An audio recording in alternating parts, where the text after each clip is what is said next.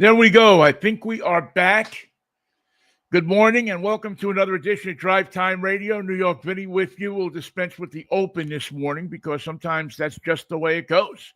Sometimes the technical things work and sometimes they don't. Hope you're having a good morning, a better morning than I am. You know, sometimes I don't know if it's me, excuse me, or the different things that the different technical stuff. I'm not the biggest technical wizard in the world. I mean, I think you and I and everybody know that. But I think I've become fairly proficient at doing this. I've been doing it on StreamYard for a long time, but every time you come up with the interface. And I know my problems you don't need to hear, but every time I come up with the interface, it seems that something new is on there or something doesn't work out quite the way it is supposed to. So there's issues with the platform, and we're going to try to find another platform when we can to try to remedy it. But right now, this is what we're on, and we're going to do our best to make it better. So welcome to the show. I'm glad you're here. I know it's a Thanksgiving weekend. I hope you all had a good Thanksgiving, a fun one with your family. I was lucky enough to have my family up here, my daughter and my sister and brother-in-law, and we had a great Thanksgiving. We spent it over at the Snoqualmie Casino buffet.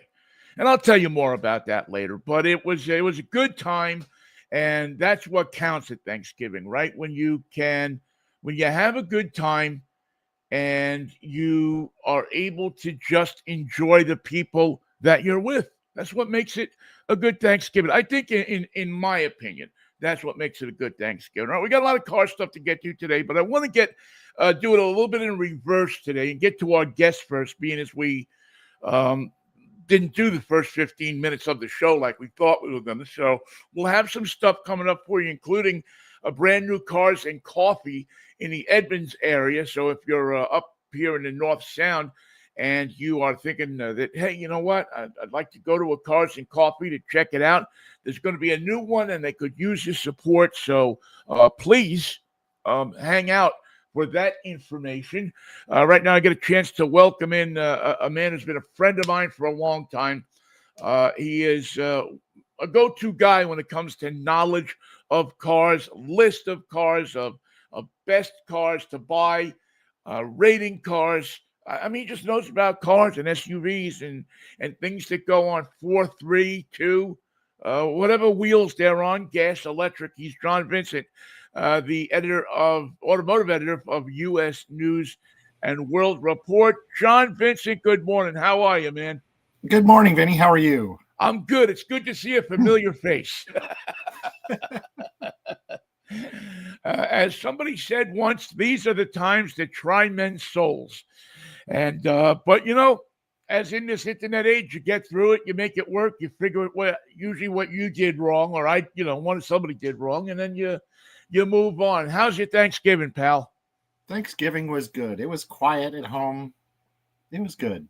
Which is excellent, right? It was not supposed to be. I consider it a great Thanksgiving when you get in without political discussions, and we stayed away from politics. We took an oath that we were going to stay away from politics, and it worked out beautifully. It was excellent. Did you argue about whether they're sweet potatoes or yams? We got into that a little, or the new argument, I guess, among the younger people is ham or turkey.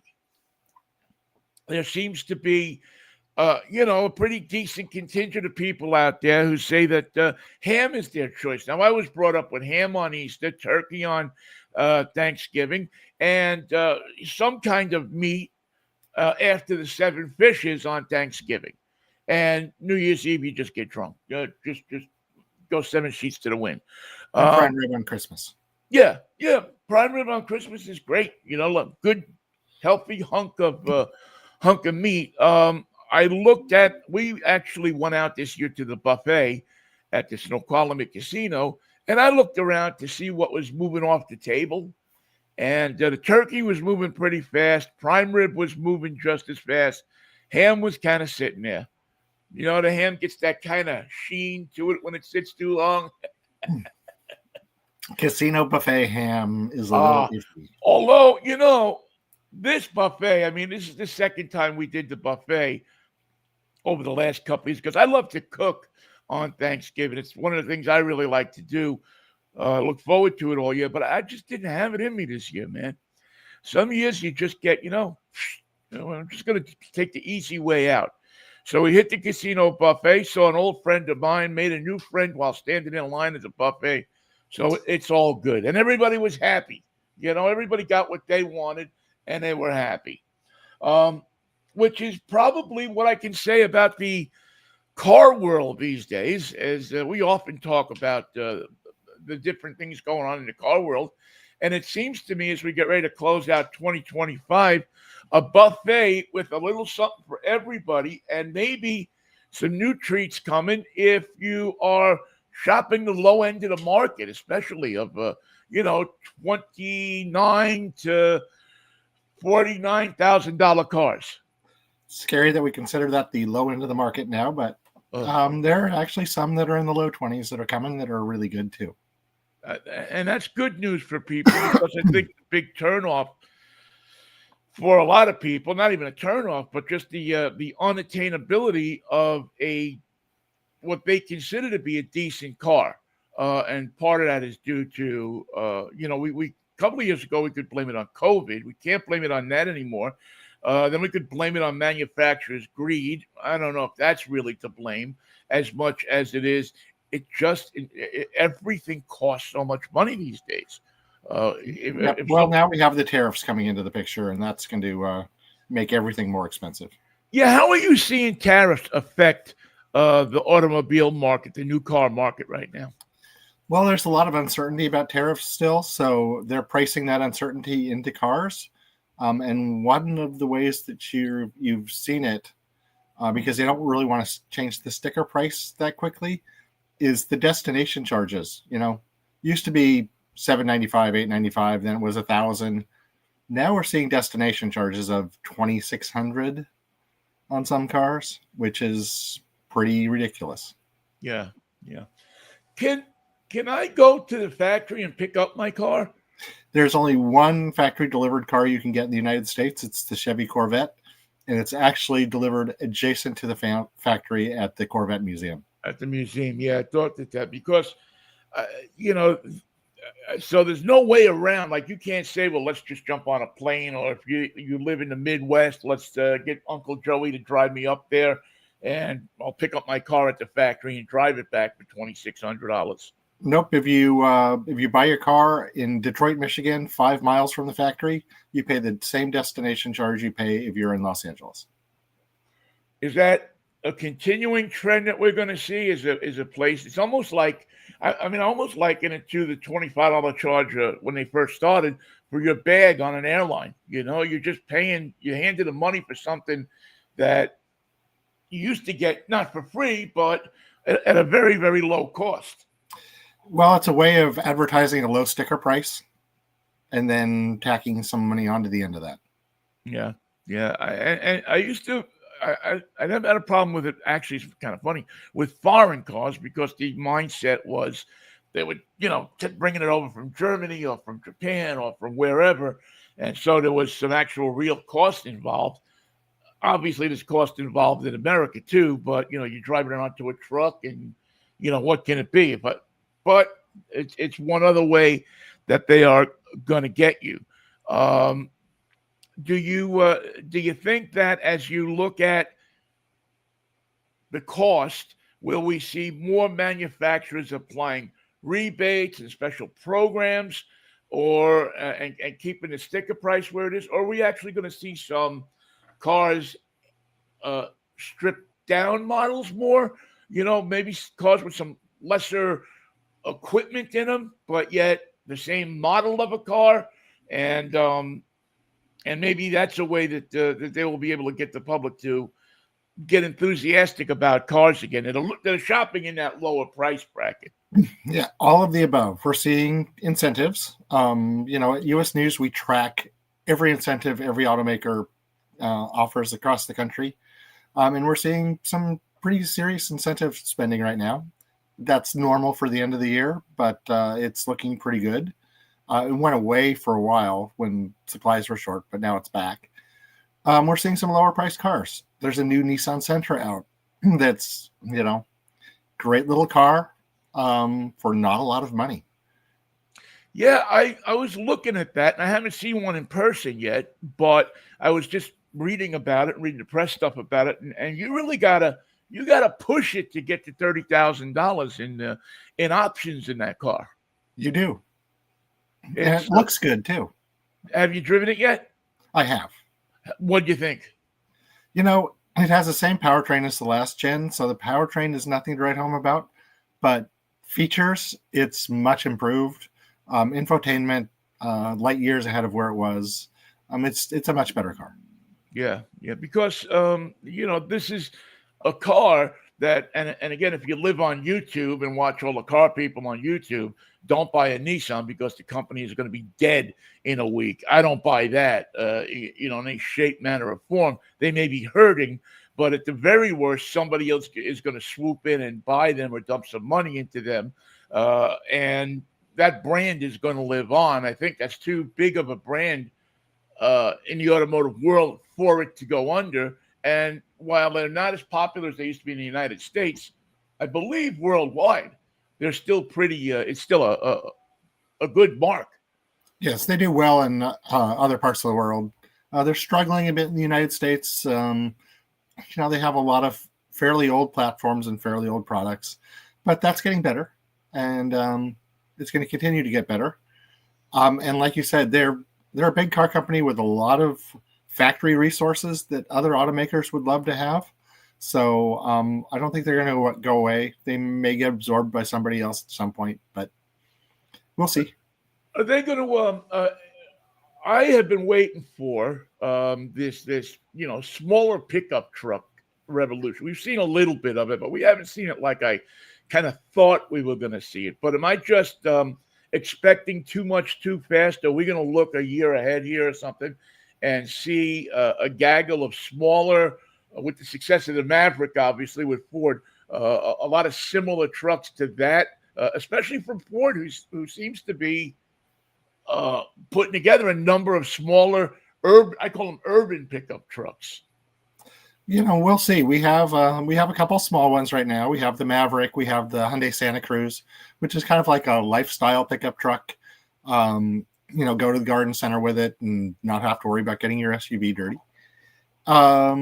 There's a new one called the Slate, which is set to come out before too long.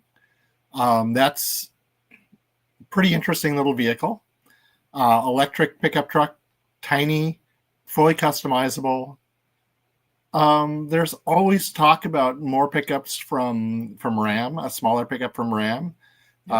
We've heard that talk for probably 20 years, and we'll see what happens. And small is a relative term because some of these smaller trucks are as big as the mid-size pickup trucks from not too long ago. Right. And I'm, obviously I'm a fan of the smaller pickup truck because I've lived in the city all my life, and to drive one of those Barouches around sometime is, can be a frightening experience, and to get one behind you coming up Aurora Avenue could be a real frightening experience. John Vincent is with us from U.S. News and World Report. Slate is interesting in that, for people who don't know, this is a pickup truck that's supposed to MSRP for around $25,000 to $30,000, I guess, in that neighborhood, if that's how it turns out, as a really stripped down model. And then it's like color forms. Remember color forms when you were a kid? You'll add things to it. You'll stick things on it that you want, a wrap, a radio, all different kinds. It doesn't even come with a radio. It comes with a slot for your cell phone to plug in on the dashboard. And you'll be able to customize it up to and including make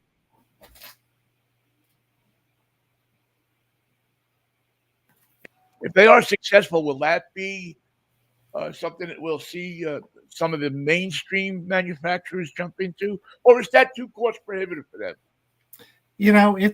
I think Slate is a one-off for now. It's a very different business model than the mainstream automotive manufacturers have. It is so stripped down. I mean, it comes in one color and they expect you to wrap it. You can convert it into an SUV in your garage. You can get a flat pack kit and convert your truck into an SUV with, back seats and everything. IKEA comes to automotive. IKEA comes to automotive, basically. Yep. It almost reminds me of some of those videos you see on YouTube with the guys that buy the trucks from China, and it's like the 3/4 size Ram pickup with 27 horsepower. It's kind of funny, but in a way, I could imagine that there are some people who are looking at that and saying, "Wow, will anybody notice I'm driving a 7/8 size Ram to the drive-in or whatever it is?" I think I saw a Mercedes. I think I saw a Land Rover in that kind of category. As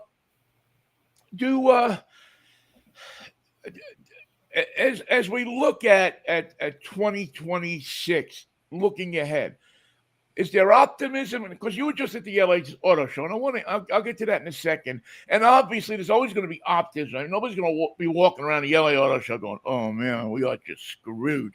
I mean, they're going to put their best foot forward. But what was the sense you got from manufacturers, designers, people in the knowing the automotive business as you were walking the show? Was there a good feeling that things are going to get better, or are we going to see contraction in the automotive business? Less models, less accessories, or maybe even less brands? What was the general gist of the show? So I think there is a trend towards affordability, because affordability has become a huge issue with cars costing an average of more than $50,000.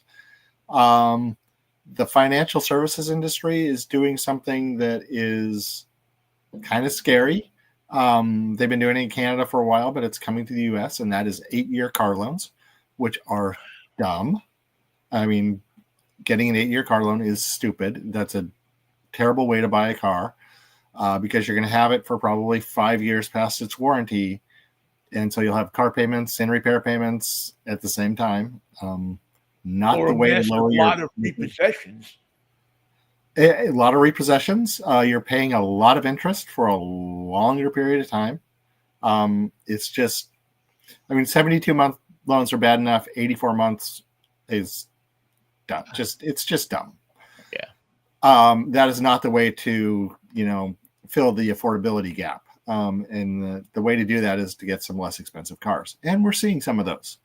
We're seeing some redos on some mainstream affordable cars like the Toyota RAV4, all new for 2026.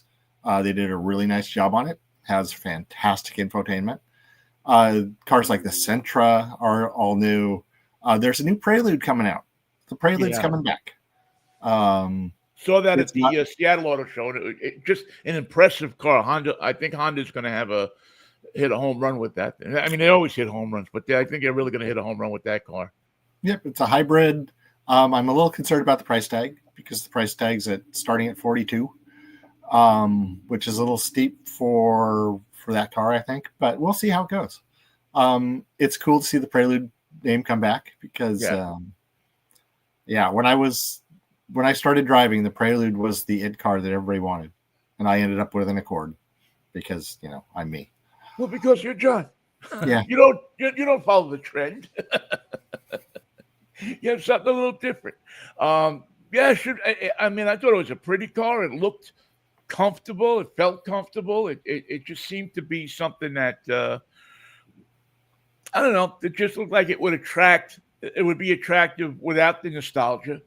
And then you add the nostalgia into it of people that are our age that are maybe looking for a little younger than us, or you certainly, that are looking for a car. And bing, that name pops up, and their parents or their friends say, "Oh yeah, I had one of those. It was a great car back in '95 or 2000 or something like that."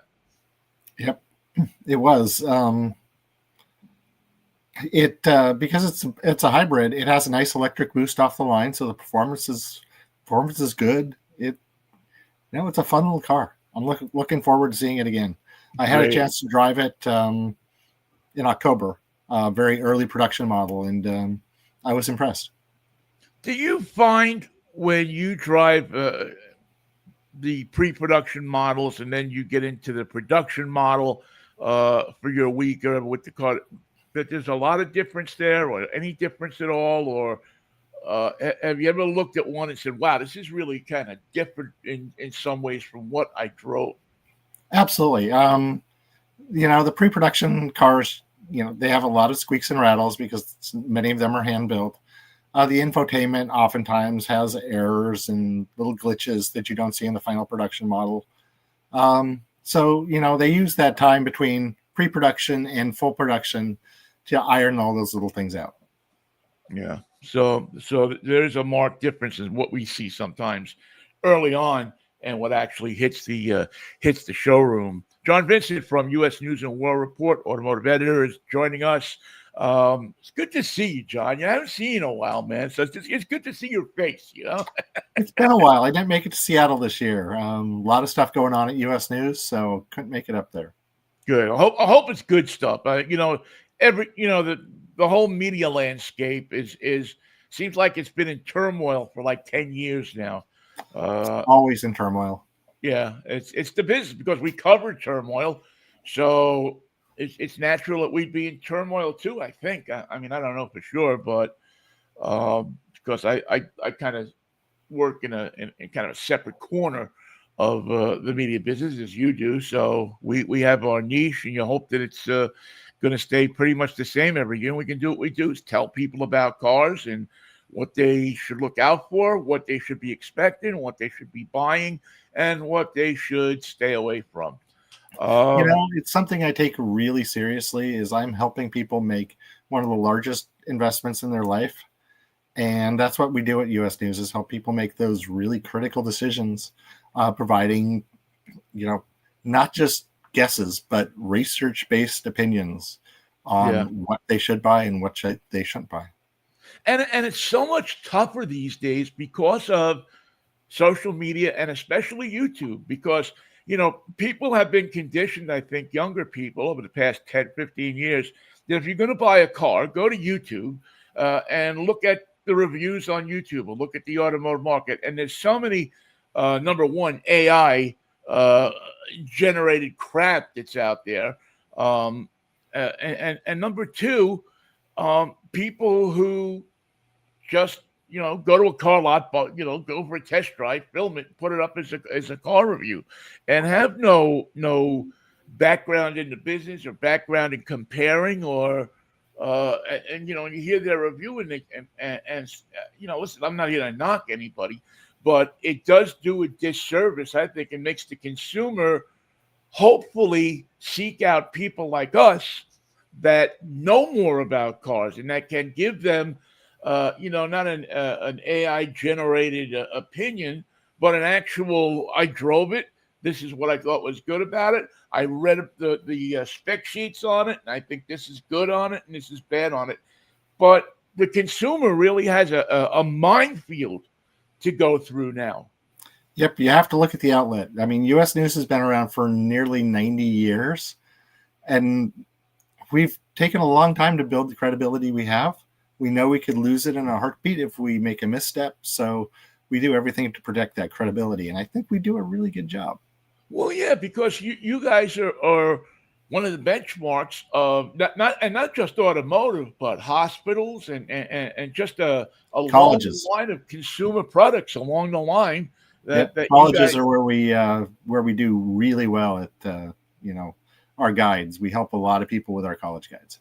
Yeah, it's really. I mean, it's so if you do it the same way that you do those, which I would suspect with you there you do, because you're a serious guy with all the smiles and laughter and everything. John is a very serious, knowledgeable man when it comes to this kind of thing. Yeah, I would go to U.S. News. I always look at U.S. News when I get a car. I mean, it's one of the first things I do is I go down and I look at your guys' stuff to see okay, what should I be looking for? Because we all read each other's stuff. We all look at each other's stuff.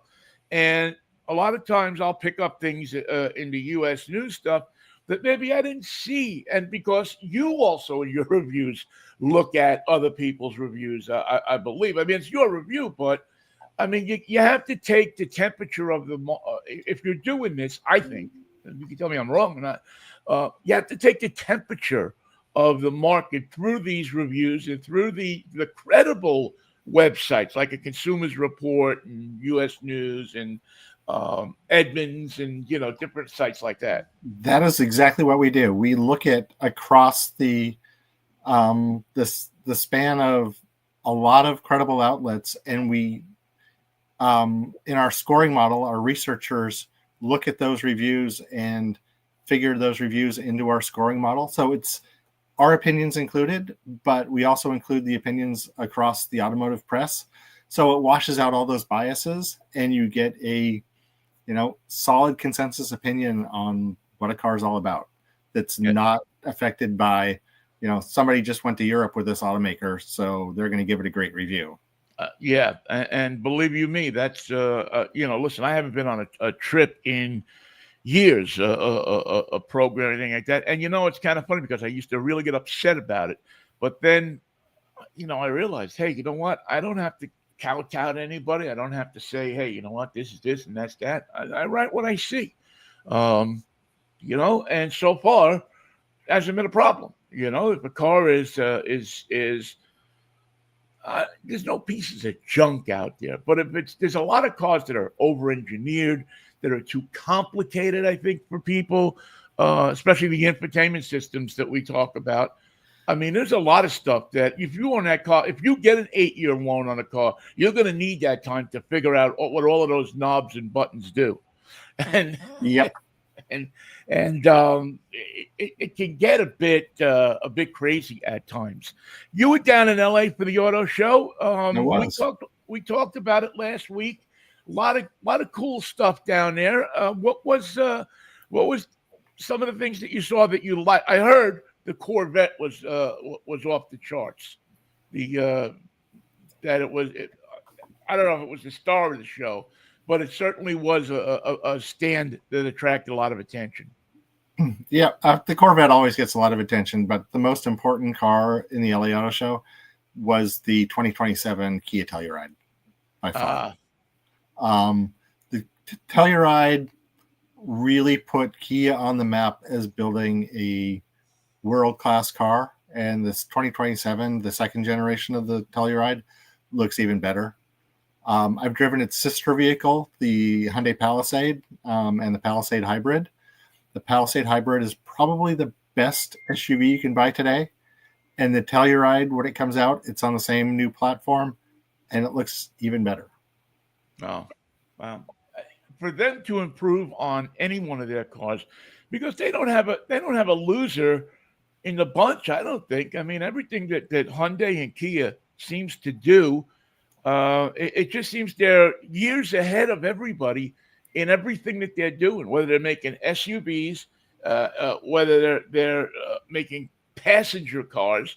I mean, right now, if you want to buy a passenger car, you probably think Toyota first, but if you can't get a Toyota, where are you going? The Hyundais and the Kias used to be thought of as second tier compared to Hondas and Toyotas. Not anymore. They're equal, or in some cases better. I'm actually going shopping this afternoon for a Kia. Wow, that'll be a fun thing. When you walk into a dealership and the salesman or the sales manager sees you coming, do they just hide in the office? Just take what you want. Try not to play that card, but. Well, listen, these days you play whatever's going to get you a good deal and a credible experience. I mean, a car buying experience is crazy. What else at the LA Auto Show got you? New Jeep Recon. I was just going to jump into SUVs and a few new ones out there. Yep. We've been waiting a long. Well, I'm sorry. You like the Recon, right? I like the idea of the Recon a lot. We've been waiting for it for a long, long time. It's been promised for a long, long time. And the car that came out is very different than I thought it was going to be. It's much larger.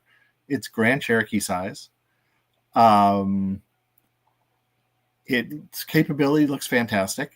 Range, not so much, but it's on massive, aggressive tires, so that that's going to kill its range. Yeah. But fully electric, 600 plus horsepower. It's a cool thing that doors come off, roof panels come off. So it's all Jeep. Looks like it's going to have great capability. Looks like it's going to be a lot of fun. That's the thing is what Jeep does and does so well. I think still, and you can argue about some of the stuff they've done, but there's not a Jeep you drive these days. It's not, it doesn't have a little fun factor built into it. I mean, they seem to, even the Cherokee, the new Cherokee that's come out. It's like a kind of an SUV thing, but it's still kind of fun to drive that, the squared up body and everything, kind of reminiscent of the old Cherokee that I used to love so much, that square body Cherokee. Those are fun, good, solid vehicles. So I saw the new Cherokee for the first time, in the metal down there. I've seen pictures of it. I've seen stories. Seeing it in person, it looks really good. And we were talking about affordability, and I think that's going to be a pretty affordable little car or little SUV. It looks good. Yeah, because Jeep is one of those companies that have kind of, I don't want to say lost their way, but to go into the showroom and have to plunk down 90 grand for a Jeep or 80 grand or something like that, I think it turns some people off. I think there's people that say maybe just a little more than I want to spend for that particular type of vehicle, which for a lot of people can be a second vehicle sometimes. I think they got awfully proud of their vehicles. And they were ahead of the market in doing that. Their pricing got way high. I think they've done some things to correct that. When you see incentives available all the time, they have a pricing issue, and that's what we're seeing. And what about quality? I mean, I've noticed that the quality on the Jeep has, I mean, they hit a little bit of some bumps there. It seems to me like they've straightened it out. For the most part, may still be some issues, but I'm the wrong person to ask that question right now. Okay, I won't say it. That we'll leave that there. Yeah. How does somebody though, if they want to check out? I mean, you go to Consumer Reports. Do you go to? If you want to check out a car and it's that kind of information, where does somebody go to find that? A couple of places. JD Power information is always good. But if you want direct information on what's happening on the ground with real owners, search for the users group for that car. Every car out there has places on the internet where people gather to talk about that car.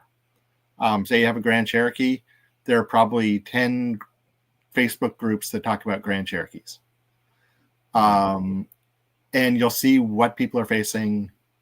You'll see what dealers to go to buy them, because some dealers are better at selling some cars than others. Right. Just by watching the tone of the conversations. It's fascinating to watch. Right. That's a great suggestion. It doesn't always have to come from, we talked a little bit before about social media where it can be rough.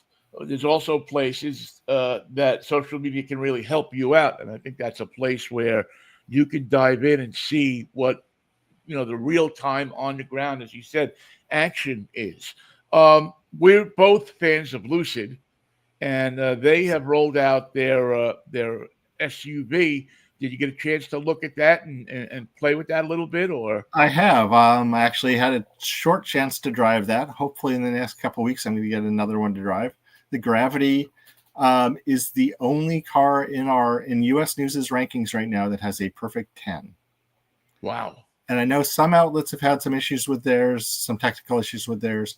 We did not. The Gravity it's expensive. I mean, it's 122 is what you're going to spend on the current Gravity that's out. They have a lower cost one coming out. It's a big car. It's very much like a cross between an SUV and a minivan, but like all Lucids, it's very fast and has spectacular range. Wow, that's the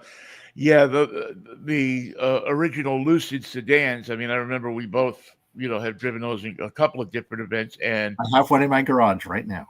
Yeah, it's just a stunning vehicle. It is. It's one that I don't know how they got it right, but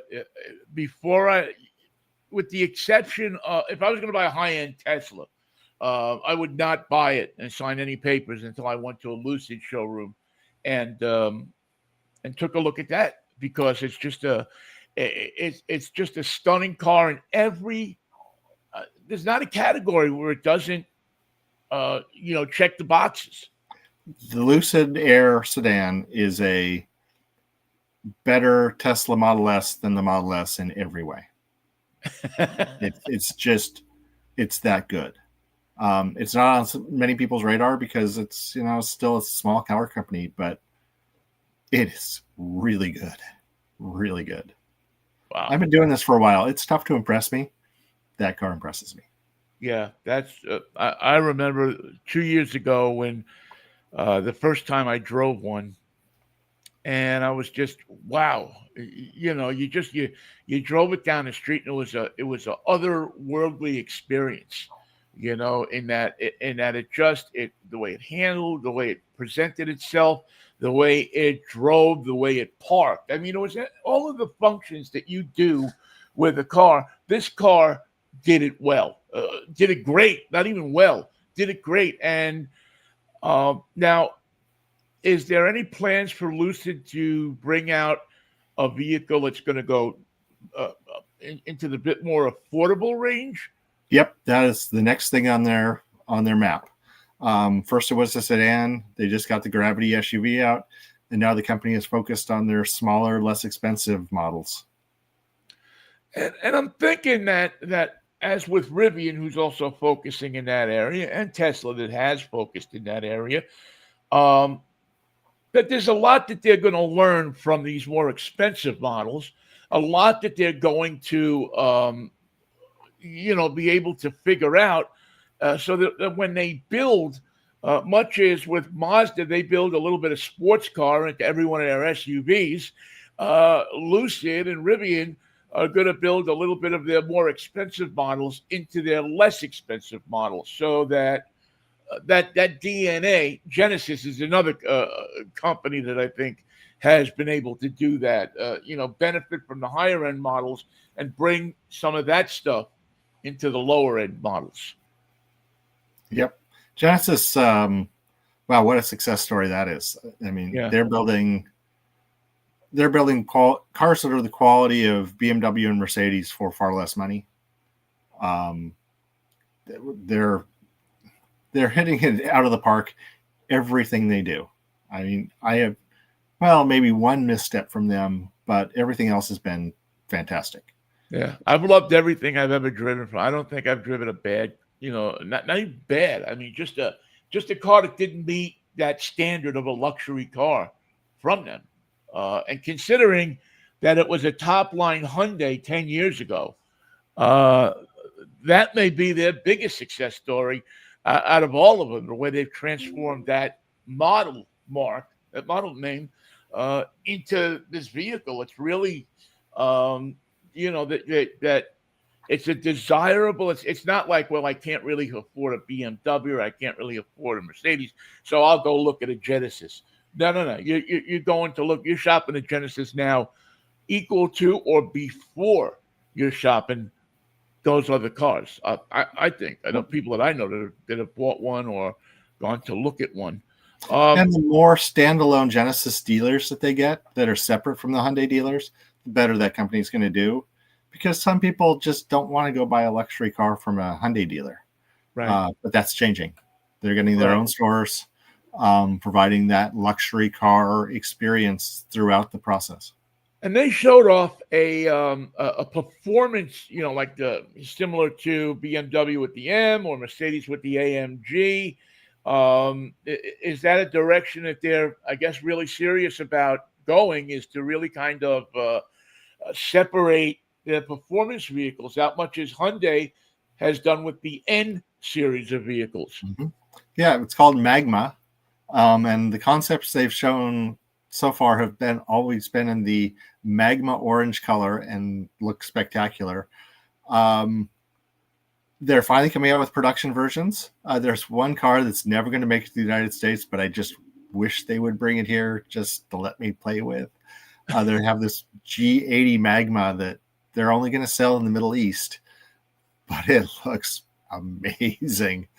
But we're going to see the GB60 Magma come out first, the electric high performance model, which should be a hoot to drive. Where are we with electric cars right now? We lost the tax incentives, but the manufacturers are trying to make it up in some shape, manner, or form. Are we just going to see more investment in hybrid technology right now, or are we going to go to a point where, the electrics are here to stay; they're not going anywhere. But are we going to take money away from that and put it somewhere else, or are they going to continue the development curve of electrics and batteries and everything that's going on? So right now in the U.S., we are at a kind of a pause in electric vehicle development and manufacturing, and no other way to say it because of the political climate. The rest of the world is still going full bore on electric vehicles. Unfortunately, the U.S. is falling further and further behind because of this pause. But we're also going to see more of a blend of hybrids and plug-in hybrids kind of in this gap period. The gasoline engine is not dead. Won't be for a long, long time. There are some things that EVs just don't do well, like towing. Right. But if you've driven an EV, you learn quickly that the driving experience of driving an EV is superior in almost every way to driving a gas car. Yeah. And once people get exposed to that, it's hard to go back. Charging infrastructure is still an issue, will be for a while, just like it was when we first adopted gasoline cars in the early 20th century. You bought your gasoline at a drugstore. You had to go to the pharmacy to get a gallon of what became gasoline. EV charging's the same way. There are some challenges with people who are in multifamily housing, apartment buildings and condos, having consistent access to the chargers because fast charging is prohibitively expensive for owners. It's great for road trips, but you don't want to do it every day. Right. But if you have a home charger or access to a normal level 2 charger at your home, EVs are fantastic. You wake up every morning and you have a full tank of gas. I saw something the other day that piqued my interest when it came to electric cars, and that was a company that was putting together, I guess it's going to come out first on the West Coast, putting together the idea that they have a mobile unit that's going to go around at night for people to park their car on the street and charge their cars. I was trying to think of how you could make that work because it's going to have to be expensive to do. But yet, if you're that wanting of an electric vehicle, or if you get into a situation where you don't have a charger and you start to run out of power, and you need to call somebody and say, "Hey, I can't get to the charger. Can you come out and charge me?" That's existed already. AAA's had that for the last several years, a mobile charging unit that can come out and get you going again. The overnight mobile charging, it just seems like an answer to a problem that there are much easier answers to. If you go to Europe, they have on streetlight poles, they have charging stations. And so you can parallel park on the city streets, plug in right there. They don't have the problem in the US like we do where people steal the cords because you plug into their charging stations. Right. So you carry your own cord and plug in and plug into your car. And folks, I know this from being a kid and being able to plug in my boombox to the bottom of a lamppost. The electric source is there. All I'd have to do is put some kind of adapter so you can take your car and, plug it in. It's Absolutely. I plug my boombox into the base of the light pole. You just had to know how to take that little plate off and plug it in. So that's that. Well, that's good because. As you know, I mean, I'm a big fan of electric. I've been an advocate of electric cars. I think in places, especially like Seattle, Portland, San Francisco, places that there can be charging stations in a lot of different places, and your average trip isn't going to be 500 miles a day. You're taking short trips. I mean, the savings. Just the dollar savings alone and the savings in environmental damage that the internal combustion engine does. And even though we're moving toward, I mean, it seems like everybody's gone to 4-cylinder turbo in the business, or most people, and rightly so. I mean, it delivers much horsepower and torque as a V8 of 10 or 15 years ago. The electrics are a wise idea for that market. Yep, they are. You and I have driven a lot of electrics, so when you and I are talking to each other, we're preaching to the choir. What we need to do is get more people into electric cars to experience them, and once they do, the calculus changes. We have low gas prices right now, and so people aren't as interested in that. But if gas prices go up $1 or $2 a gallon, which a world event could cause them to do, we're going to see a lot more interest in EVs. Has the change in administration done a lot of damage to EVs, or is this a correction that was probably just going to happen anyway? I think the current political climate has done serious damage to EVs and the EV movement, partially by making it politicized when it never should have been politicized in the first place. When you see people damaging and vandalizing other people's electric cars just because they're electric, because people have a different idea than they do, that's not what we're really supposed to be all about. Yeah. Well, unfortunately, I don't want to go into a long political discussion, but it's really hopefully that'll change because as I think, and I think you're on board with me on this, it's just we're the losers, the public, the people that want to drive cars, the people that want to drive a less expensive, a less maintenance car, a car that takes less of a toll. Not just on the environment, but just on somebody driving it. That they're I think they're more relaxing cars to drive. So I have felt. Here's the thing about the U.S. buyer. The U.S. buyer, unlike a lot of buyers around the world, we buy the car for something that we may do someday. We don't buy the car for what we do on Monday through Friday. We want an electric car that can go 500 miles on a single charge, where you're not going to drive 500 miles on one stint without taking a 30-minute break. You just don't do that. We expect an electric car to be a Swiss Army knife and do everything when we don't have a gasoline car that can do that. Right. The expectations have to be a little bit more realistic about what it is and what it can do. And let's face it, so, when we were younger, when we were coming up in the car business and first driving cars, you didn't expect as much out of it. Now you want your car to be a business lounge. You want your car to be something you can sleep in. You want your car to relax you. You want so many different things out of your car, your truck, your SUV, whatever it is that your preference is. I mean, we were coming up, you got a pickup truck, it had a radio and a heater, and that was it. Now, you peek into the cab of a Silverado or of a Ford F-150 or even the cheapest trucks, and it's your living room in there. And my dad's 53 International B1000 never looked like that. No, it did not.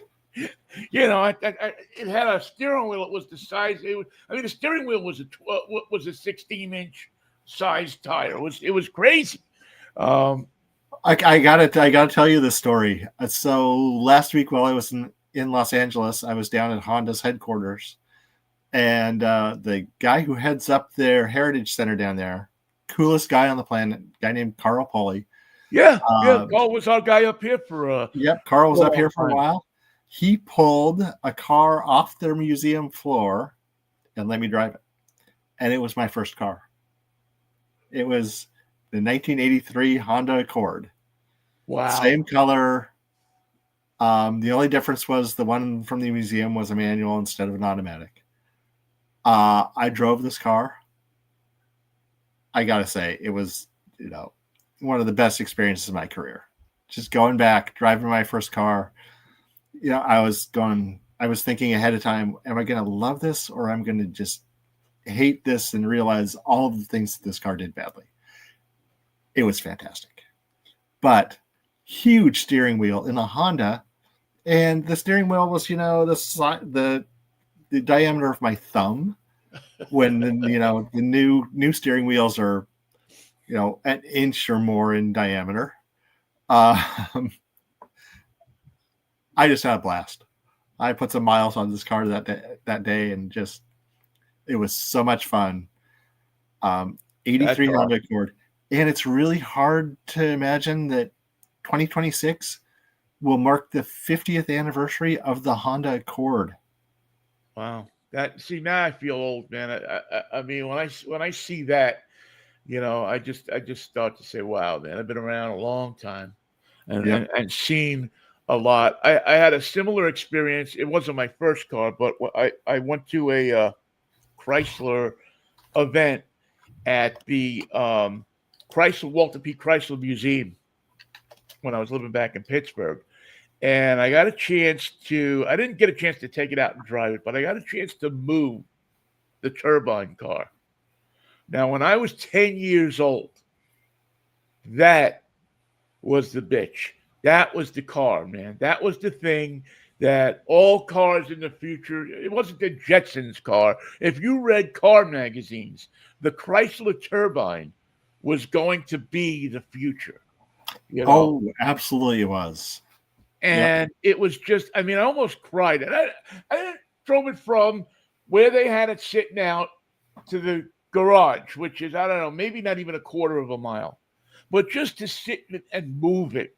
And I remember drooling at the 64, 65 World's Fair in looking at that car. And I remember I saw one actually driving on Northern Boulevard in person when I was, past my father's gas station when I was like 10 years old. And I was like, Daddy, you got to see this.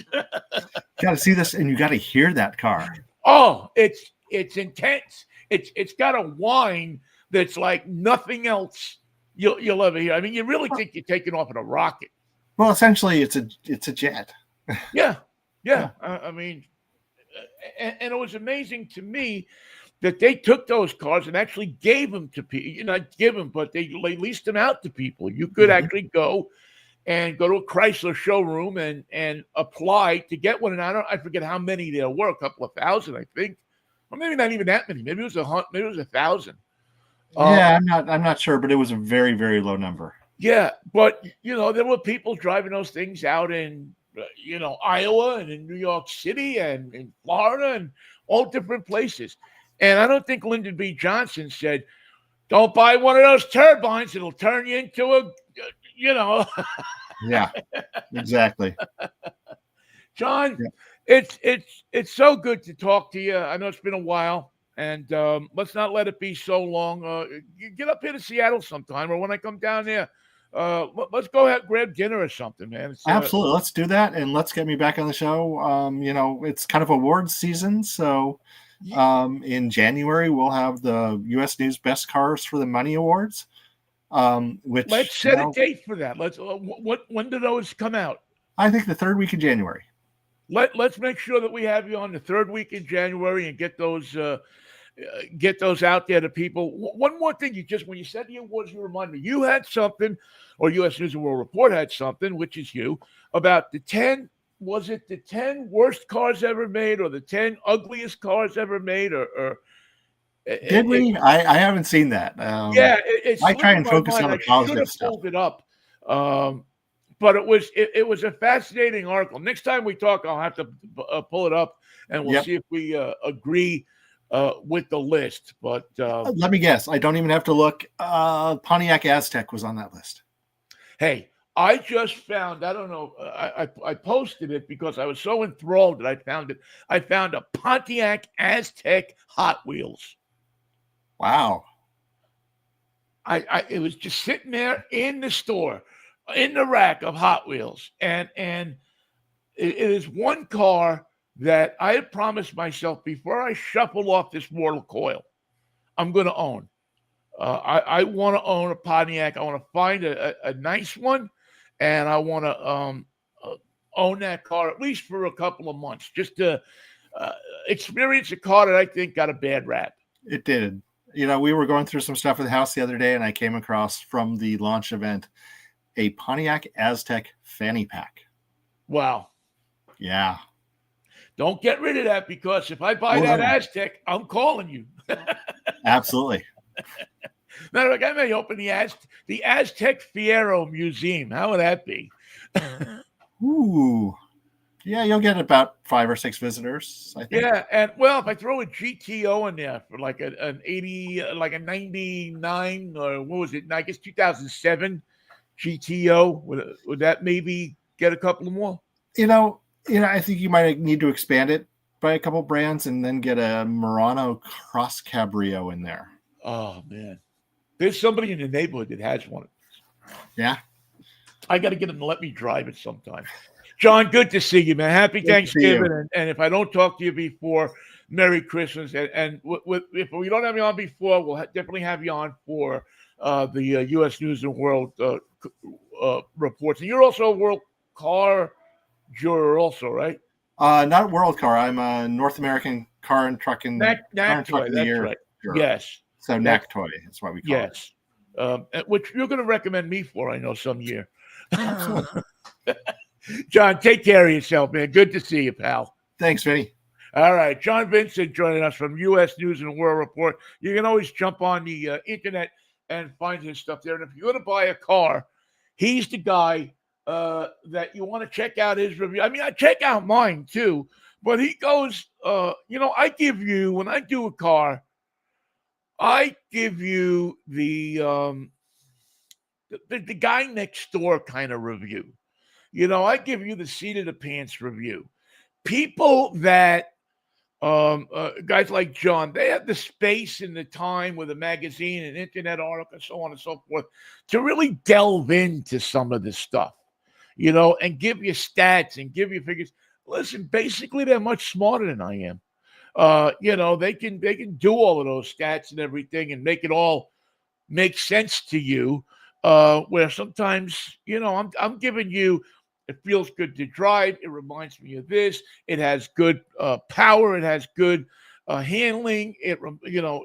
I'm giving you more the guy next door, the guy down the block that knows about cars, and you would ask him if you were going to go buy a car. Hey, you got 10 minutes or 15 minutes to go with me to a dealer and take a look at a couple of cars that I'm thinking of buying. That's my thing, and I don't profess to be any more than that, to be honest with you.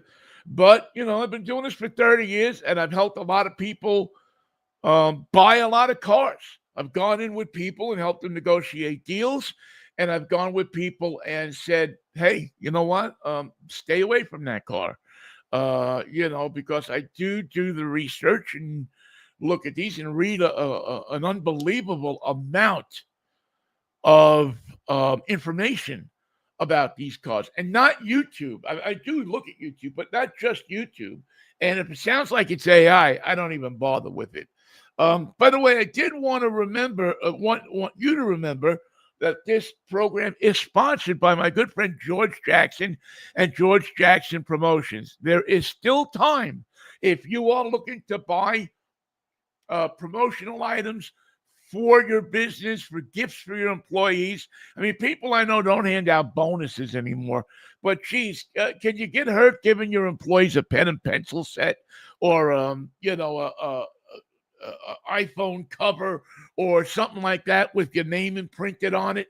Could you really get hurt doing that kind of thing? No.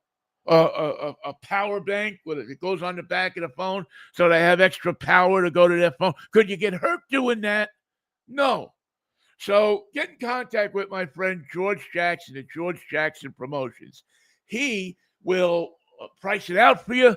He'll tell you what's in your range. You tell him how much you want to spend. And maybe, you can have your employees or the people that work for you or your customers walk away this holiday season with a little something in their hands that reminds them of you the next time they want to buy something that you sell. It's a simple equation. Or the next time you have somebody, again, a lot of people don't hand out Christmas bonuses anymore, but people do remember when you give them a small tchotchke, a small something that says, I appreciate you. GJ Promo is the place you can find it on the internet, gjpromo.com. Do yourself a favor and check out George. And if you're thinking about those kinds of awards, those kinds of items, he is the guy to see. He will without a doubt take care of you, especially if you tell him that I sent you. He is that kind of guy. A good man. A good man.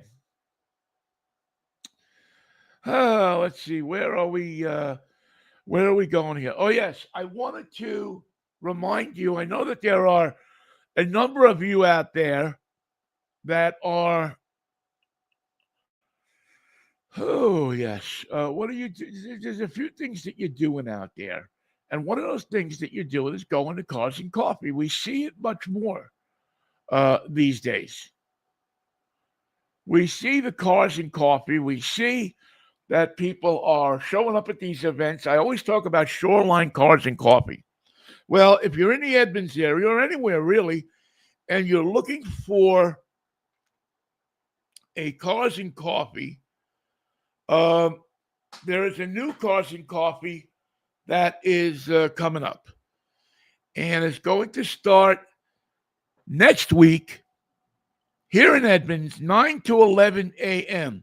It's the inaugural launch and ribbon cutting of the Edmonds Cars and Coffee. It is going to be taking place at the Salish Crossings parking lot, which is at 910 Sunset Avenue in Edmonds, right there down by the ferry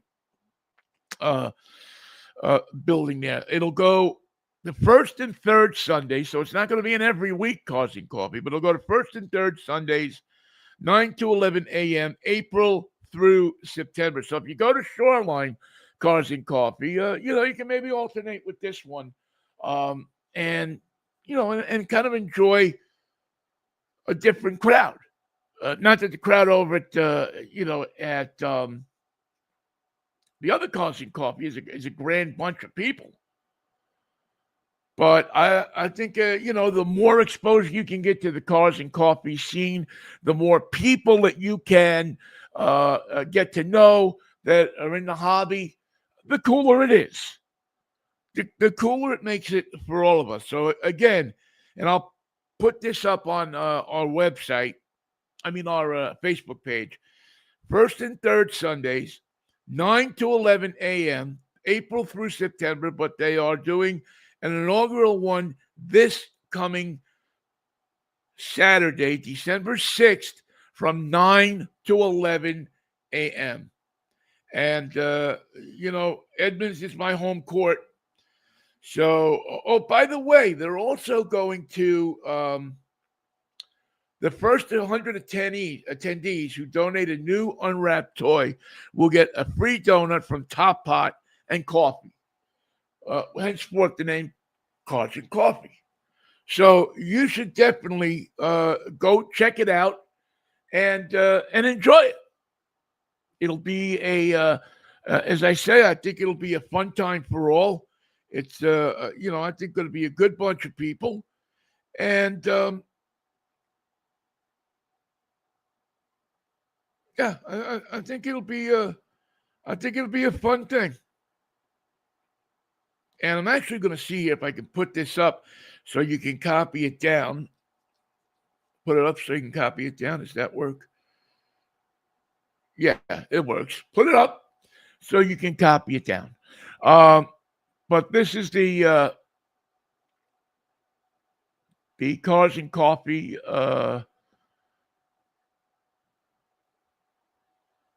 sign. Well, we're trying to get it up there, but for some reason it's just not taking.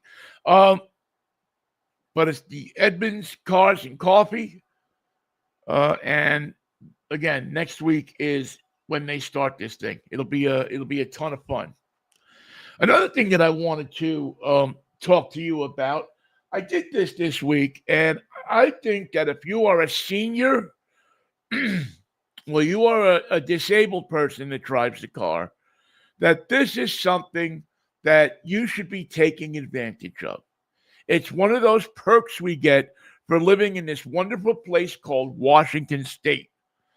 And it is the Washington State Parks Pass, the Discover Pass for seniors and disabled people. If you fall into one of those categories, a disabled, a person who may have some mobility problems, may have any kind of accredited disability that you get a parking pass for, will get you a permanently disabled parking pass, not the red one, but the blue one, will qualify you for a pass that allows you to go to any state park for free. You don't have to pay the entry fee. There are also considerable discounts for camping, for boat docking and moorage fees and things like that. I think it's up to 50% off on camping fees. And use of special sites that they have set up, cabins and such that they've set up for disabled people. I know that there are cabins like that up at Camino Beach, Camino Island State Park. Excuse me. And there's some pretty neat cabins up there that are available and that are reserved for disabled people. And so if you can take advantage of this, just go on the Washington State Parks website, click on Discover Pass, and you will see the qualifications, how to get them. It's such a simple process. You go on your computer, you can fill out the application right online, send it in with the information that they require. And in a week or two, I think it took me 2 weeks to get my pass back. And I'm stoked about it because I'm a person that loves the Washington State Park. I think it's one of the best forms of entertainment that we have here at a great price. The Washington State Park system is one of the best in the country. And there are just incredible places to camp, places to go with your car, places that you, even as somebody who is challenged, mobility challenged as I am, can go and enjoy the bounty that we have in this state when it comes to state parks. Now, I know a lot of people have the federal pass, the National Parks Pass, that's also given to seniors and disabled people, which is a great pass. This pass from Washington State Parks entitles you to use the state parks. You cannot use that federal pass in a state park, but you can use that state pass in all the state parks. And again, it entitles you to some incredible discounts for some really groovy things. And if you like to get outdoors, you like to go hiking, you like just to do like I do. I go to Cavano Island Beach and I just sit there and watch the water, watch the people, watch people enjoying it. It's a great relief from all of the stuff that we have to deal with these days. I mean, there is so much that we are dealing with in our lives these days. And I just think if you can,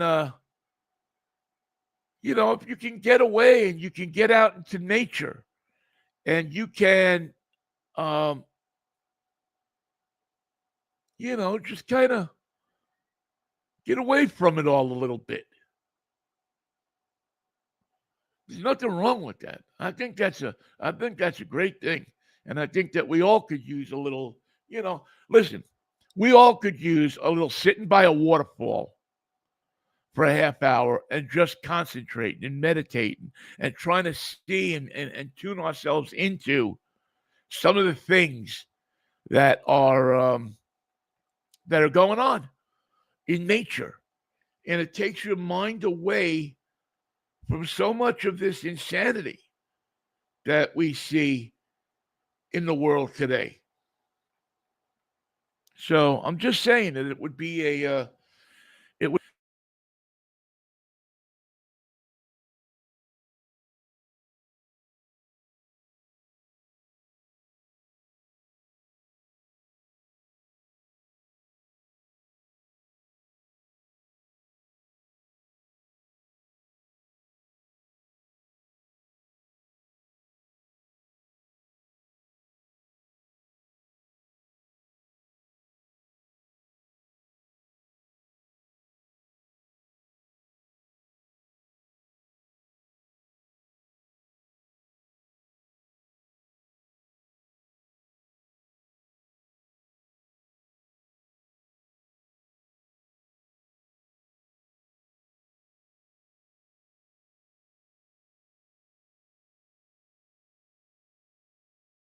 for some reason crashed as we started the show. So I'm trying to rebuild the show as I go along. This next feature is one that we do all the time. You know, it's called Yo, Vinnie. What are you driving this week? And this week, I got a chance to, and we'll have it here in just a second for you, hopefully. Get to click over to. I'm just downloading it into the MacBook Pro right now, and that should be there in a second. And hopefully we will be able to play it for you. It's just a little look at this week's Drivetime radio road test car that I am driving, which is one that I thoroughly enjoy. Well, last week we had the Audi A6 e-tron.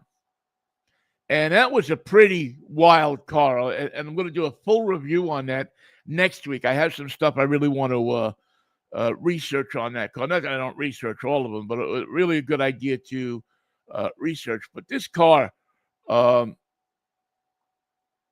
really that You're getting itchy in the pants. kind of blew me away. So if you get a chance, we'll get a chance to tune in for that. But this one is, I'm a big Mazda fan. Thank you. I'm a big Mazda fan. And this week's Yo, Vinnie, what are you driving this week? Brings us back to the Mazda garage. And we get a chance to spend a little time in that Mazda. the 2025 Mazda CX-50.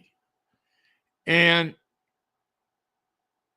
what I like about this car, number one, is that it's a hybrid. It's the CX-50 hybrid. And it brings you some incredible fuel, gas mileage, gas and electric mileage, I guess. And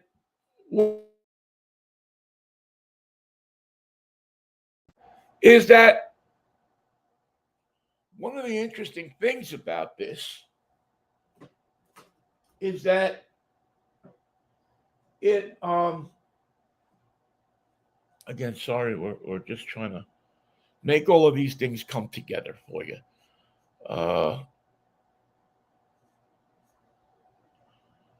We're just running a little bit crazy this morning. All right, I think that has it now. Thank you for bearing with me. I appreciate it. Anyway, this is the Mazda CX-50 hybrid, and now John was talking about the new RAV4 hybrid. If you want a RAV4 hybrid, you virtually can't get one, or you're going to pay a phenomenal amount of money over what it should be at almost any dealer. They're great cars. They're the number one car in America. They can sell all that they print.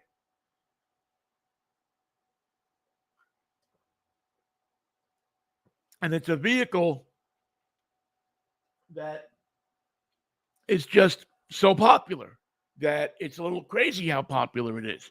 But it's popular because it's a good vehicle. It gets incredible gas mileage. It's a Toyota. But if you can't, for some reason, get a RAV4, the CX-50 gives you some off-road chops, gives you more ground clearance, gives you, I think, a more luxurious interior than the Toyota. And again, I don't want to pit one against the other. But what I am saying is if you're shopping the RAV4 and you're having difficulty getting one, or even if you're not having difficulty getting one, take a look at this Mazda, because I think there's things about this Mazda that while that are just as good as the RAV4. The size, it's a little smaller on the inside, the cargo area, the back seat a little bit smaller, but yet it fits 5 people comfortably. I drove 5 people around all week in this car, and it touched on all of the cues. It really hit everything in comfort, in seat heating in the back and everything. It just worked spectacular. You can see there the higher clearance on this car, that the car gives you a lot more clearance. You get the cladding if you like the cladding. If you're a Subaru and you like the cladding, it's got the cladding. So you don't miss out on the cladding, because if you miss out on the cladding, you don't get the cladding, you might be upset. But you have the higher ground clearance. You have the inexplicable joy of driving a Mazda. There's something about Mazda and the way they bake in the sports car handling DNA into even their SUVs. It is a well-handling car. And again, don't go. You're not going to go on a racetrack with the car, but the CX-50 hybrid is going to give you a good, solid connection with the road. You're going to feel, and when you put it into, it's got 3 modes. When you put it into sport and you feel that kick in, that sport mode, you're really going to feel it connect with the road even a little bit better. Plenty of room in the back. The rear seats obviously fold down. You can fit plenty of cargo in there, especially if you fold those back seats down. As you can see, you can fit a lot of stuff in there from Costco. I fit a table in there last night that I was bringing back. I got a new desk for the Drivetime show here that I sit at, and it was a really, really good fit. This thing fit in there, so everything slides in there. If you're a garage sale person like I am, this is a car that's going to make you happy. We're going to take a look inside here in a second, and as I said, the interior in this car is, I mean, it's all luxury. It's a black leather type interior. You have, I think it's a 12 something screen in the information center. It's not the greatest infotainment center, but it is adequate. It does the job. You know, it's not like the Audi where there are 3 screens and it can give you a look through Google Maps at exactly Google Earth at exactly how this looks and that looks and the other thing looks. It's not gonna do that. But the sunroof is incredible. This thing goes like the length of the front and rear seats, it almost into the back section. It's a large sunroof that I could imagine in the summer is going to give you quite an open air feeling in this car. Yet you have a brace that goes across the center of the roof so that you can feel a little bit more. There's my friend, the Rat and the Saint. They are wishing you a Merry Christmas. You can see the hybrid. It has a one-pedal operation that you can have. You put it into power or you put it into normal, but I like to drive it in power to see how much power and that little 4-cylinder turbo matched up to the 3 electric motors in there give you some oomph. The only downside maybe is that it has a CVT. And I am not enamored of a CVT, but if you're not, they're very, very, very improved, the CVT, the continuously variable transmission. I think they're much better than they were when they first brought them out years ago. And I think the Mazda engineers do a nice job of making this one fit the vehicle. You have, again, nice materials, an interior that hits well above its average. The black leather and kind of brown orange stitching is very visually pleasing. There's decent leg room in the back if you're a backseat passenger in this car. You're not getting crammed up against the seat. I drive with my seat back a lot. And again, this vehicle gives you enough room. Get 38 miles per gallon combined. With the hybrid, I think you get somewhere in the area of 300 and change horsepower with the hybrid. And excuse me, I think it's that's the 219 horsepower with the CVT and everything. 2.5 liter 4-cylinder engine, 3 electric motors, as I said. It adds a little weight, so it may not handle as well as the gasoline engine model, or the ICE engine alone, but it handles well. It gives you, again, as I said before, good ground clearance. You can feel comfortable about taking this car aggressively off the road, and through fields. And I mean, I wouldn't go rock climbing with it, but if you go into that cabin and you got to go over the off-road thing, or take it to the off-road park and have a little fun with it on some of the lighter tracks, I think that this vehicle is going to keep you very happy in that. So we'll have a full review of it in a few weeks, but this is what I'm driving this week. And again, I couldn't be happier with this car. And it was interesting getting into this car after last week driving the A6 e-tron, because you went from a car that was that it felt like every bolt and nut on the car was engineered to do something. Like every piece of this car performed in the A6 e-tron. A great car, don't get me wrong, but it was like it almost felt like it had a lot more than it needed to. This particular car, this Mazda CX-50 hybrid, has exactly what it needs to do. I always like to say it does what it's designed to do. It is designed to give you great gas mileage. It is designed to help you feel like you're doing something environmentally by saving gas. It is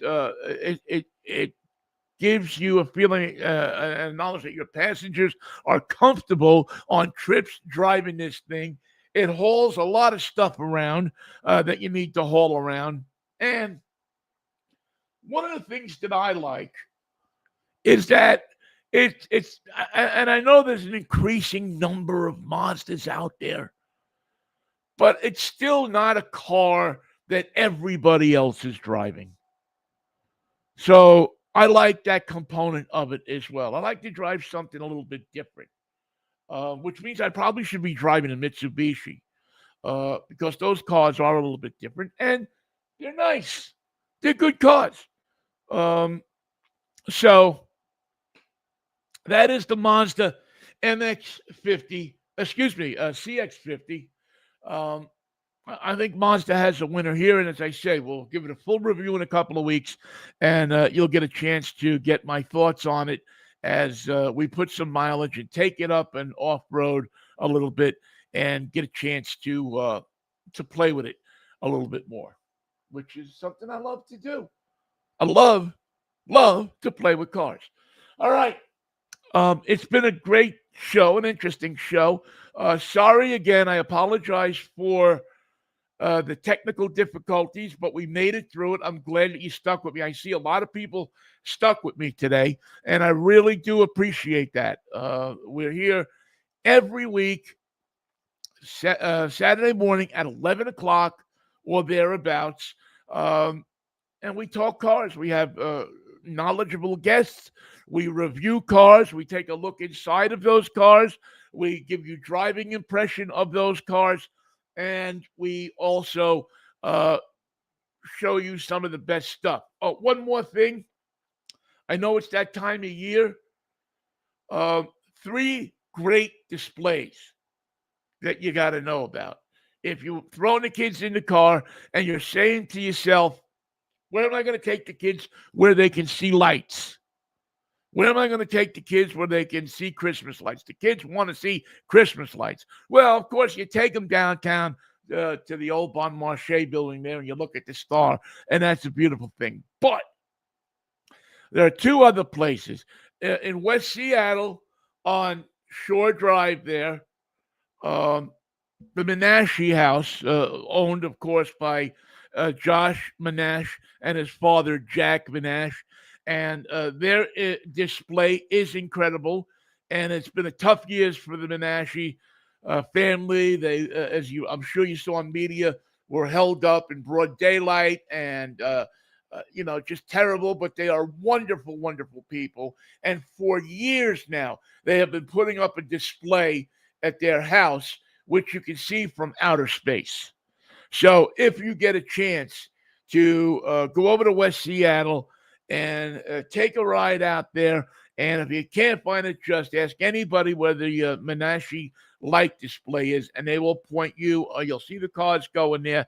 It is an incredible, incredible display. Number 2, of course, is Candy Cane Lane, which is in Ravenna. Not to be missed. Every year they come up with a winner. This year will be no exception. It's just a place where, it just feels like it's a spot in the world where people don't argue. They just enjoy themselves. And don't we need a little of that this time of year? Not to argue with other people, but just enjoy the Christmas lights. And the third place that I wanted to tell you about, and this is a don't miss. The Tulalip Casino and Hotel up in Marysville this is several years now that they're doing this light display. And this one is so good on so many levels. Number one, the lights are fantastic. I truly believe that there's lights on every tree. I don't think there's a tree that doesn't have lights on it. It's truly a spectacular display of lights, and I was blown away with how incredible it was. So if you get a chance to head up there, but that's number one. Number two is the fact that they have ice skating, they have refreshment stands, hot chocolate, food trucks. So you can go there and park the car. It's free. You don't pay anything for it. You can go there and park the car, take the kids out of the car, walk around. You can um, pose with some of the different animals that they have, and do that, and that's pretty awesome. You can see a lot there. As a matter of fact, I think here in a second we'll have. Um, oh, it just went away. Hang on. Anyway, uh, yeah, it's just it's a fun time. You won't regret that you went. I guarantee you that you will not regret that you headed up to the Tulalip. And again, what I like about the Tulalip is that you, whether you're in the car and you got grandma in the car, or grandpa in the car, or uncle that can't walk anymore like me, you can go through this thing. You don't have to get out of the car. You can drive through it, and you will get just as good an effect of the lights as you would otherwise. So the Tulalip tribe has really done a great job at making this thing accessible for all people.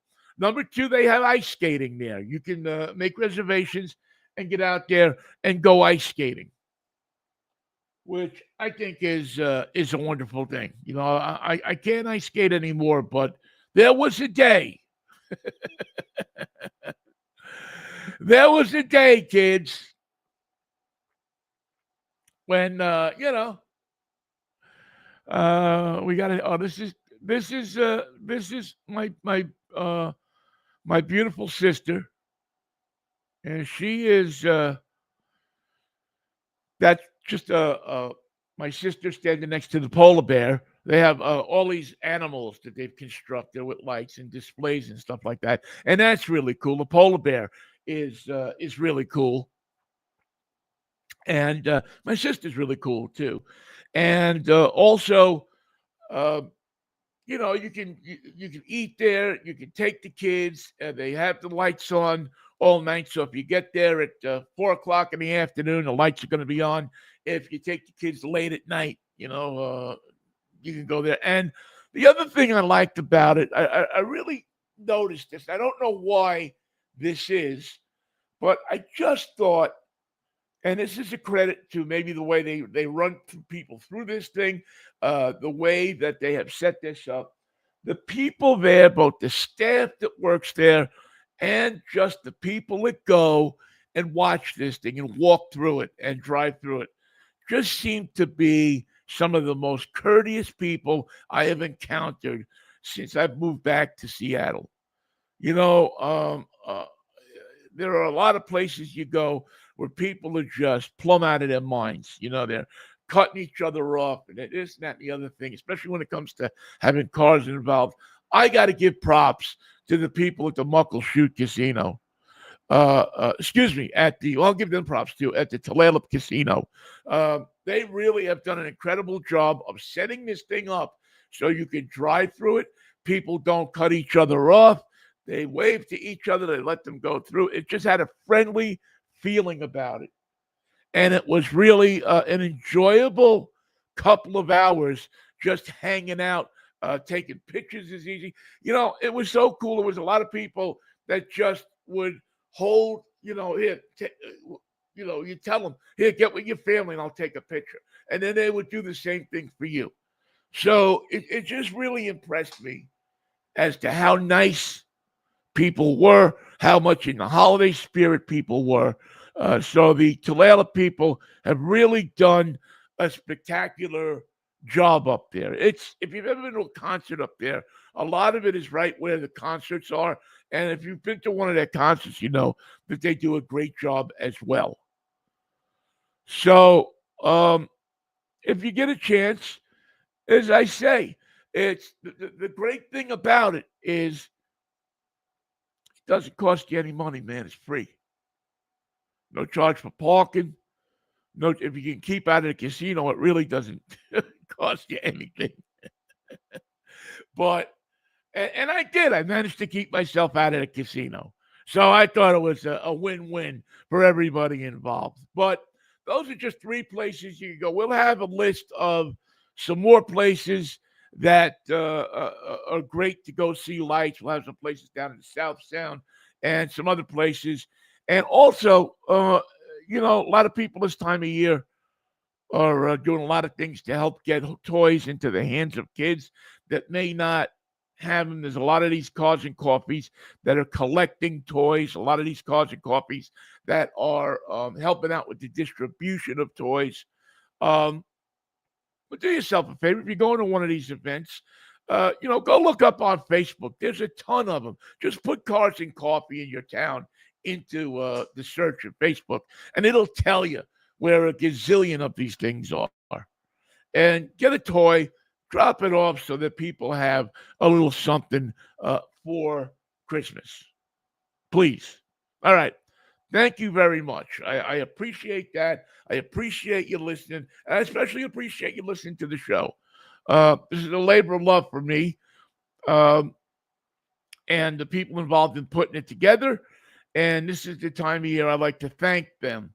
You know, my daughter who helps with production of the show and helps me hold cameras and stuff. My friend producer Nathan, who doesn't produce the show anymore, but he's still a good part of the show. My dear friend George Jackson, who sponsors the show with George Jackson Promotions, GJ Promotion, GJPromo.com. As I said, there's still time for him to get stuff for you to give to your employees, to give to friends as presents with your imprint on them for Christmas. Check him out at GJPromo.com. He's a good guy, and you should be, if you're in the market for that kind of stuff, do business with him because he makes this show possible throughout the year, not just at Christmas time, but throughout the year. I thank all of our guests that come on the show, the people at the Seattle Auto Show and the Washington State Dealers Association, who also sponsor this show. They are a wonderful group of people. They sponsor a few weeks of the show around the auto show. And most of all, thank you, the people that are listening to the show. I really appreciate it. A lot of people say to me, why do you do a show? You know, you can't be making a lot of money doing the show. Why bother? It's because, and I've tried to explain this to every boss that I've ever had in the radio business. I'm a radio guy. I love entertaining people. And I love the fact that you get entertained by me doing this show. So I really do appreciate that. And so I show up here every Saturday or most Saturdays and put a show together for you during the week and try to have guests, try to advise you on cars and what's good and what's not good. And through that, hopefully entertain you for an hour of your life each week. So I appreciate that. If you appreciate the show, please go to our YouTube channel at goldenvmedia.com and click on like and click on subscribe. I'm trying to get to 1,000 subscribers, and I really could use your help. Okay? All right. That will put this show on the shelf for this week. Thank you again so much for participating, for listening, for watching, for taking notes, and doing whatever you do that you do so well. Kevin Calabro. The voodoo. You do so well. We'll catch up with you next week. at 11 o'clock, if the Lord's willing, and the creek don't rise. And don't forget Mikey and Vinnie, Monday, Wednesday, and Friday morning at 10:10. We're here almost every Monday, Wednesday, and Friday, entertaining you, I hope, and hoping that you'll get a little something out of what we're doing. All right? All right. As my good friend Sammy Davis Jr. used to say, the words to live life by: peace, love, and Manischewitz, baby. Have a good week. We'll see you next week from all of us here at Drivetime Radio.